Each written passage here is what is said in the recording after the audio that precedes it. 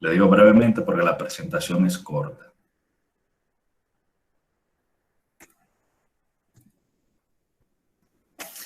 Como les comentaba, una vez que hemos seleccionado el diseño de investigación y ya se ha seleccionado una muestra de acuerdo con el problema de estudio e hipótesis, la siguiente etapa va a consistir en la recolección de datos sobre los atributos, conceptos o variables de las unidades de muestreo o análisis o casos que vayamos a trabajar.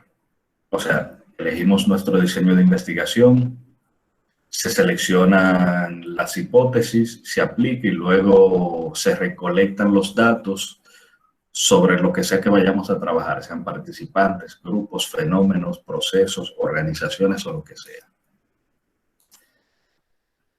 La recolección de datos va a implicar un plan detallado de cómo vamos a reunir esa información. Una de las primeras cosas que nos preguntamos es cuáles son las fuentes de las que se obtendrán los datos, o sea, de dónde van a venir los datos. En psicología casi siempre esos datos van a venir de la gente, o sea, de personas. ¿Dónde están esas fuentes de datos? O sea, ¿dónde lo voy a localizar? Puedo decir, ok, yo lo voy a hacer voy a trabajar con gente. Puedo decir adultos entre 18 y 50 años. ¿Dónde los localizo? O sea, ¿dónde están? Eso puede venir con la muestra. Si ya yo he definido que mi muestra van a ser adultos de 18 a 50 años de edad, residentes de la ciudad de Santo Domingo, que trabajen o que estudien, ya más o menos tengo ubicado dónde están. Lo tercero que defino es a través de qué medio o método vamos a recolectar los datos. En este caso, esta fase puede implicar uno o varios métodos de recolección de información. Para el caso de la asignatura, el método que vamos a utilizar pues va a ser la recolección virtual, por razones obvias. Esta recolección de información, digamos, puede ser en los casos que nos competen, presencial o virtual. Perdón, se me quedaba algo. El método, digamos, presencial o virtual, lo vamos a hacer a través de unos instrumentos, los cuales deben ser confiables, válidos y objetivos. Una vez recolectados esos datos, pues nos preguntamos de qué forma vamos a prepararlos para que puedan analizarse y responder a lo que se plantea en el problema. O sea, yo una vez que recolecto los datos, ¿qué hago? Si ya tengo un instrumento confiable y válido, pues me tocaría vaciar esos datos en una base de datos. En caso de que ya el método de recolección, como sería digital, trae casi por default una base de datos, pues me toca limpiar esa base de datos. Entonces, rememorando aquí un poquito la parte final. Cuando hablo del método de recolección de información, voy a seleccionar uno o varios instrumentos disponibles. En caso necesario, podría adaptarlos y en caso de que no existan, entonces tendría que desarrollar un instrumento de medición. Aplico ese instrumento. En nuestro caso, cuando le hablo de instrumentos, son test psicológicos, escalas de actitudes o cualquier otro método de medición en psicología. Aplico el o los instrumentos y voy a preparar esas mediciones en una base de datos. O sea, esa información recogida en una base de datos. Recordando conceptos, cuando hablo de medir, lo que nos llega es números. Puede que cuando hablemos de medir, lo que nos llegue, la imagen que nos llega es una regla, una cinta de medición, algún aparato, o sea, cosas que tengan números. En la asignatura de teoría de los test es donde se habla de esto con más profundidad. O sea, en psicología tenemos que medir lo que no se ve. O sea, tenemos que medir en forma indirecta cosas que no se ven.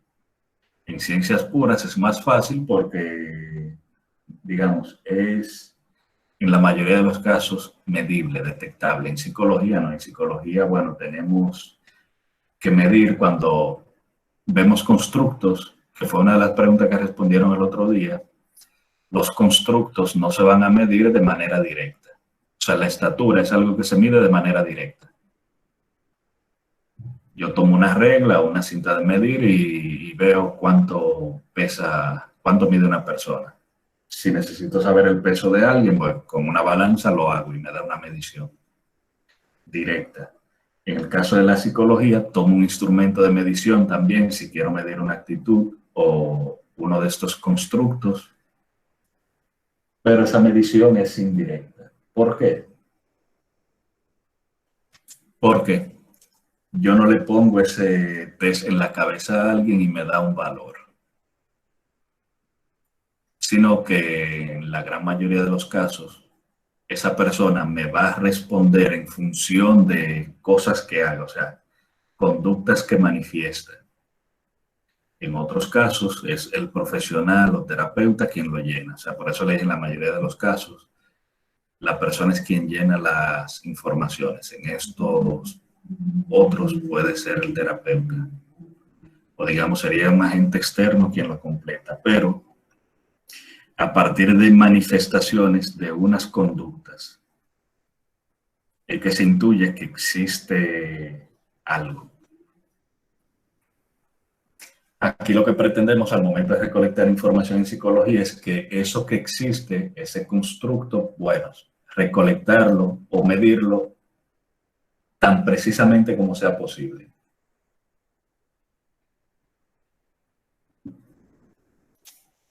Y les doy un ejemplo breve. Si yo tengo una escala de medición de la conducta violenta y lo aplico a personas que estén presas por agresión, por cualquier tipo de agresión, digamos ahí en el momento, en el mismo momento de caer presas, es probable que si esas personas son sinceras, la puntuación salga alta. ¿Qué significa? Tuvieron el problema legal por tener una respuesta violenta. Si el instrumento pretende medir eso, pues debería salir alto. En la mayoría de los casos, digamos, para no ser totalmente, digamos, tajante en este punto. O mejor aún, un test o una escala que evalúa la respuesta violenta, todos los que den altos, es probable que acaben metiéndose en algún asunto o en alguna discusión, en alguna pelea o en un lío judicial tarde o temprano. Si esto pasa, pues bueno, el test sería apropiado. ¿Por qué? Porque realmente me diría lo que está midiendo. Y aquí les pregunto, ¿qué es la confiabilidad? ¿Ustedes recuerdan? En un instrumento de medición en psicología, en una escala, ¿qué es la validez? Me lo pueden explicar con sus propias palabras. ¿Alguien recuerda qué es la validez? ¿O qué es la confiabilidad?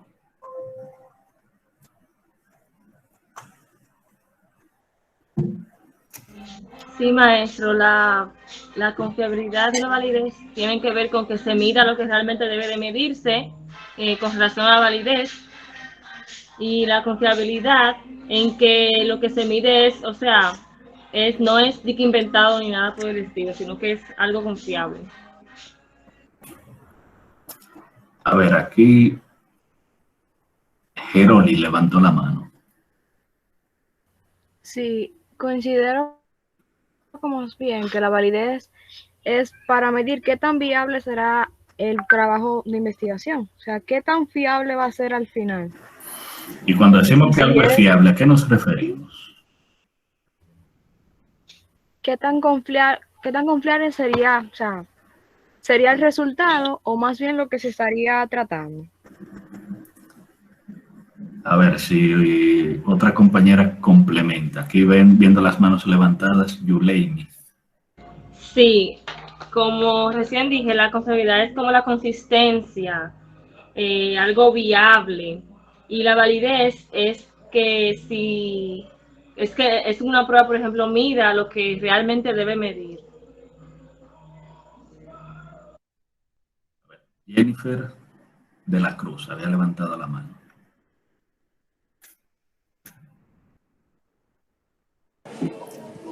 ¿A Jennifer o a quién?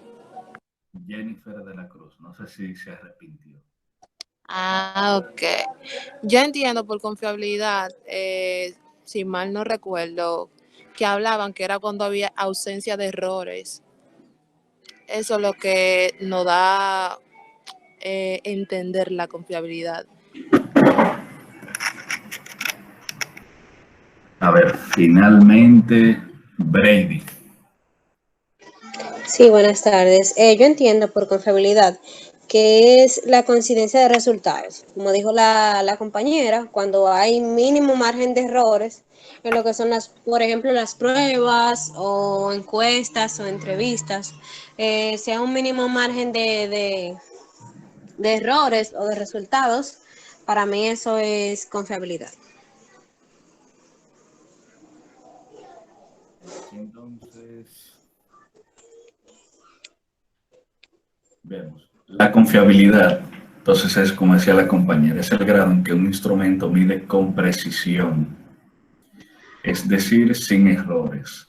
Ampliando un poco el concepto, la confiabilidad es independiente del constructo que estamos investigando. Y nos referimos a cuando un instrumento recoge información de forma precisa, veraz y sobre todo constante. O sea, la característica principal de la confiabilidad es que el instrumento recoge información de manera constante. Que la recoja de manera constante, sabemos qué hacer con el instrumento y que la información que recojamos, cómo utilizarla. Una de las características que tiene la ciencia es que permite predecir. Entonces, si un instrumento recoge de forma constante, es un instrumento que nos va a permitir trabajar. ¿Por qué? Porque vamos a tener idea de qué hacer con esa información. Y aquí les pregunto, si le voy a poner el siguiente caso de la vida cotidiana y viéndolo desde el punto de vista de instrumentos de medición en psicología. Si yo le cuento algo a una persona y esa persona lo dice más para adelante, luego le cuento otra cosa y esa persona lo dice de nuevo más para adelante, vuelvo y le cuento una tercera cosa y esa persona lo dice de nuevo más para adelante. Esa persona desde el punto de vista de la psicometría es confiable. Carlos. Yo digo que no es confiable. No, Carlos. no es confiable. Geroli. No, no es confiable por igual. Bessie. No es confiable porque la información llega distorsionada. Bueno, aquí déjenme ver finalmente alguna mano levantada. Yuleimi. Sí, yo creo que no, porque a medida que el mensaje se va regando, lo van pasando hacia adelante, se va distorsionando y nunca llega como originalmente fue emitido, profesor. Pues aquí le digo, se equivocaron todos. Esa persona sí es confiable. ¿Por qué? Dirán ustedes. Porque es constante. En su manera de trabajar es constante. ¿Por qué? Porque yo se lo dije una vez y lo dijo. Lo dije una segunda vez y pasó el mensaje. Lo dije una tercera vez y pasó el mensaje. O sea, es constante. ¿Qué va a pasar? Yo puedo trabajar con esa persona de manera consistente. Claro. Cuando yo quiera que llegue un mensaje, solamente se lo tengo que decir y el mensaje va a llegar. ¿Cuándo sería inconsistente o no confiable? Si yo le digo una cosa y la dice en un momento, le digo otra, no la dice, una tercera la dice, una cuarta y una quinta no la dice. O sea, yo no sabría qué esperar. Le pongo ese ejemplo un poco chabacano para volver a lo del instrumento. Un instrumento que me dé respuestas inconsistentes no es confiable. Y ese instrumento yo no lo puedo utilizar para nada, porque simplemente no voy a saber si la información que me está dando en el momento es útil o no. O sea, un instrumento de recolección de información tiene que ser constante. Ya hay otros métodos de probar de que el instrumento sea preciso y de que sea claro. Pero cuando hablamos de confiabilidad, hay un elemento muy presente y es que la información tiene que ser repetible. Hay maneras de evaluar la confiabilidad de un instrumento. El primer caso es la estabilidad, o sea, que las mediciones se mantengan estables a lo largo del tiempo.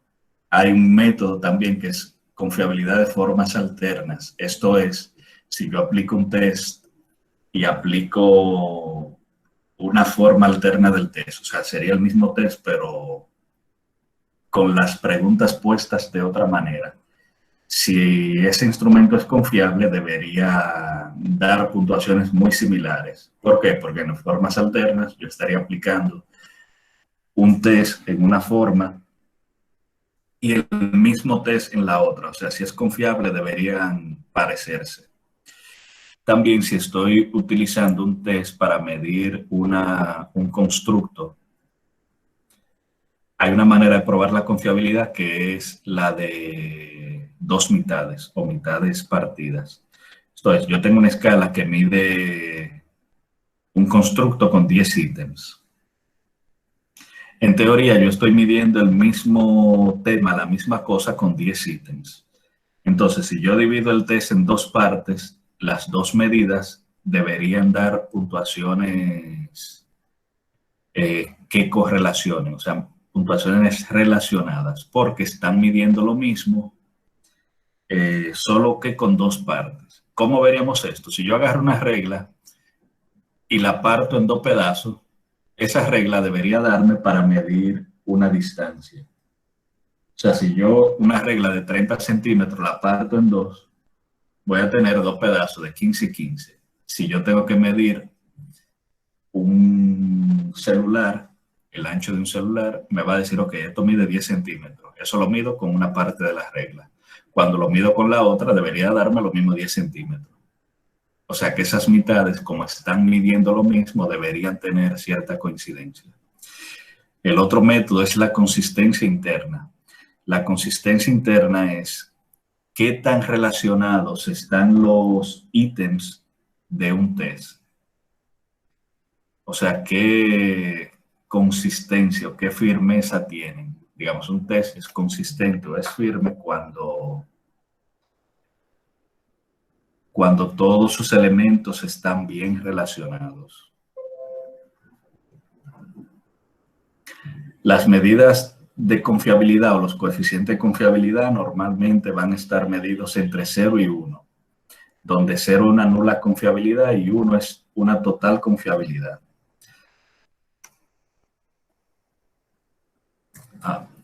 Eso no lo puse aquí. En los test, o en las escalas en psicología, la principal medida de la confiabilidad es el alfa de Cronbach. Anoten eso por ahí. Alfa de Cronbach. Para que un test sea confiable, debería tener un alfa de Cronbach como mínimo de 0.70. O sea, 0.70. Pero se escribe 0.70. Para que un test sea confiable, debería tener un alfa mínimo de 0.70.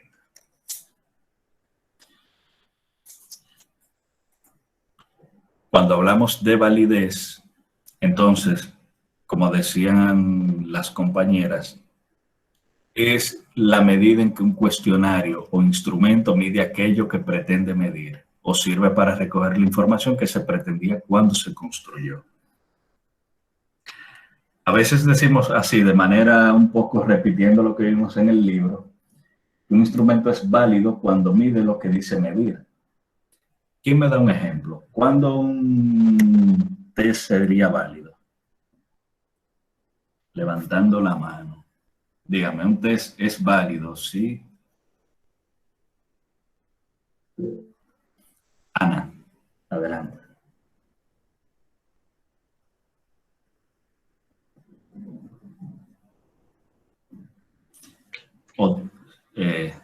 Otoniel, adelante. Bueno, un ejemplo sería cuando un test, digamos, de personalidad o de inteligencia, digamos, el resultado del test sea, bueno, en la inteligencia no, porque la inteligencia es un constructo hipotético, pero en el caso de la personalidad, si el test mide lo que dice, o sea, o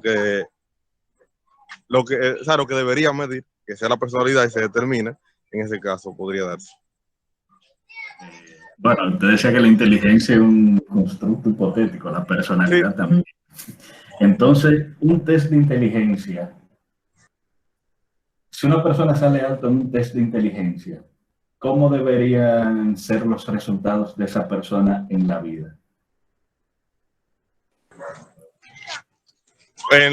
Bueno, en lo que depende de la inteligencia, debería ser un resultado positivo, en lo que depende de la inteligencia. Si la persona saca un test alto. En muchos casos, dicen que la inteligencia se relaciona con el rendimiento académico. Le digo en muchos casos porque no siempre pasa así. Alguien que puntúe alto en inteligencia, ¿cómo debería ser su rendimiento académico? Alto. Alto.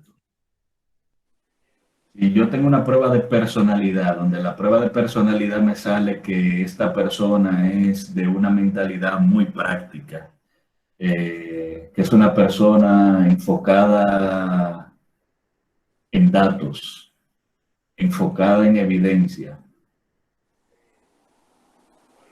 Esa persona me podría salir creyente total en los horóscopos. ¿Quién me dice? Diría que no. Se esperaría que no. Porque, digamos, una persona con características de personalidad, de ser muy práctico, enfocado en la evidencia, no se esperaría que creen horóscopos. ¿Por qué razón? Porque este tipo de, digamos, de información no es comprobable, digamos, es algo más una creencia que un hecho. Entonces, un test que sea válido se espera que si dice que está midiendo una cosa, en los resultados se vea eso. O sea, se espera que en la realidad se aprecien las manifestaciones de ese constructo. Profesor, disculpe que le interrumpa. Una preguntita.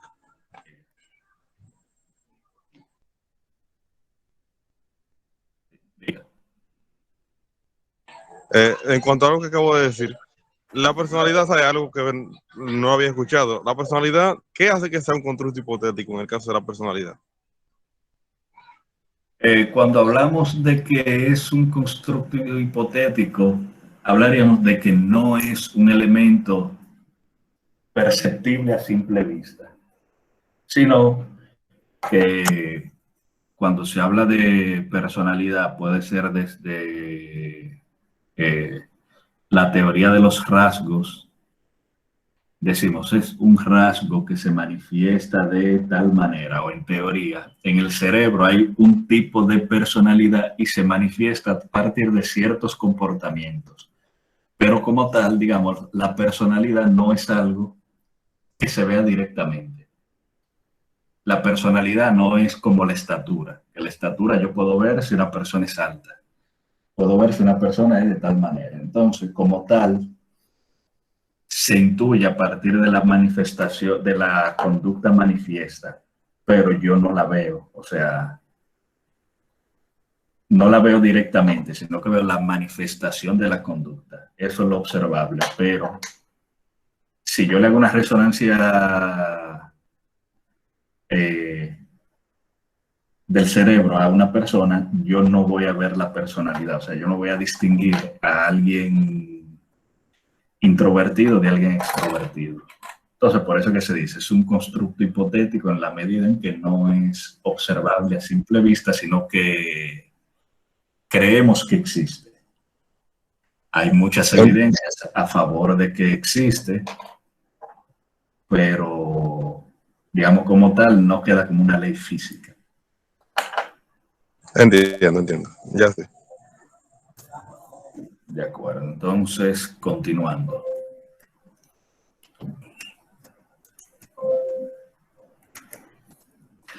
Les decía, un cuestionario o instrumento es válido cuando mide aquello para lo que fue construido. O sea, si usted tiene un test de inteligencia, debe medir la inteligencia. O sea, alguien que puntúe alto en un test de inteligencia, se esperaría que tenga o buen rendimiento académico o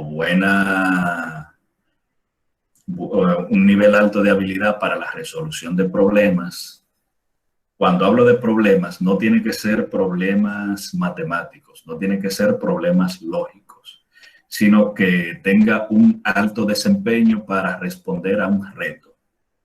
Si nos vamos a la teoría de las inteligencias múltiples, que es una de las teorías que existe, podemos hablar, por ejemplo, de inteligencia musical.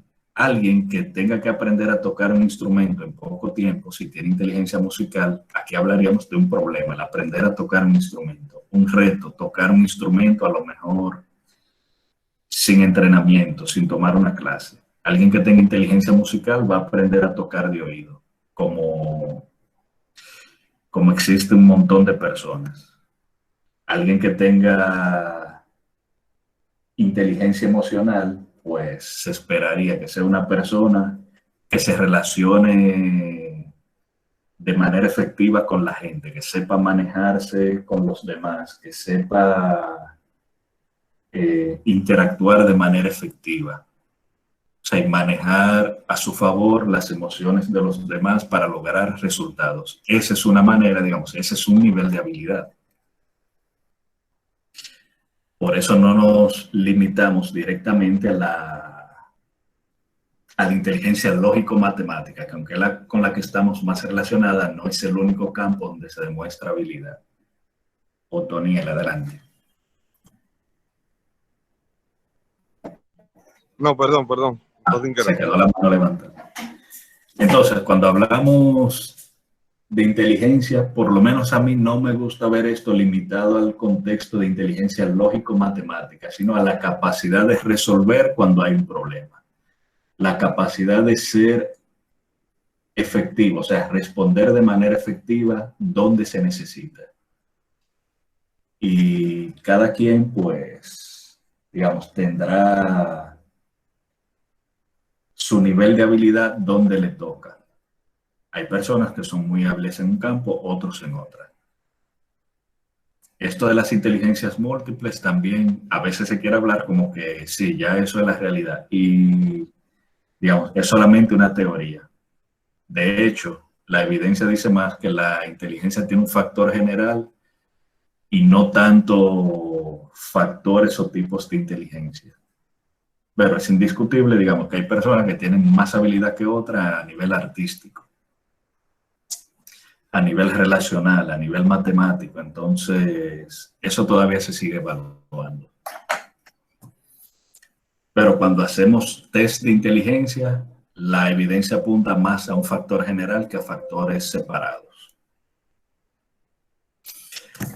Entonces, continuando, cuando hablamos de validez en la investigación cuantitativa, una es la validez relacionada con el contenido. O sea, lo que yo tengo en mi test, el contenido que tengo en mi test realmente mide lo que yo digo medir.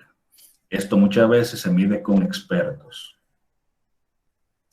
Alguien que sepa de lo que yo estoy tratando, cuando vea mi test me va a decir, sí, eso trata de eso que tú quieres medir. Una opinión en este caso no cuenta, pero si 5 expertos en la materia, o sea, yo creo un test de ansiedad y 5 psicólogos clínicos de manera independiente me dicen, sí, este test mide ansiedad. Esa es una manera de validar. También evidencia relacionada con el criterio. Con el criterio hay un criterio externo, o sea, hay un elemento externo que me permite validar lo que mide mi test. En el caso de la inteligencia, les decía, validez de criterio sería que alguien que puntúe alto en un test de inteligencia sea alguien que obtenga logros académicos. Ya la evidencia relacionada con el constructo es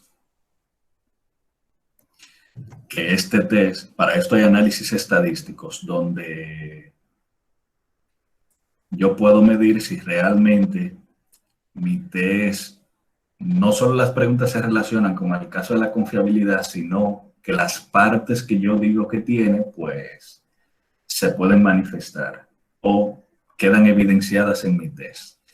Si yo hablo de la ansiedad y digo en mi test que hay 3 factores de la ansiedad, manifestaciones físicas, manifestaciones psicológicas y manifestaciones sociales, si el test tiene validez de constructo, me va a agrupar las preguntas que hablan de síntomas físicos en un lugar, las que hablan de síntomas psicológicos en otro lugar y las que hablan de síntomas sociales en otro lugar.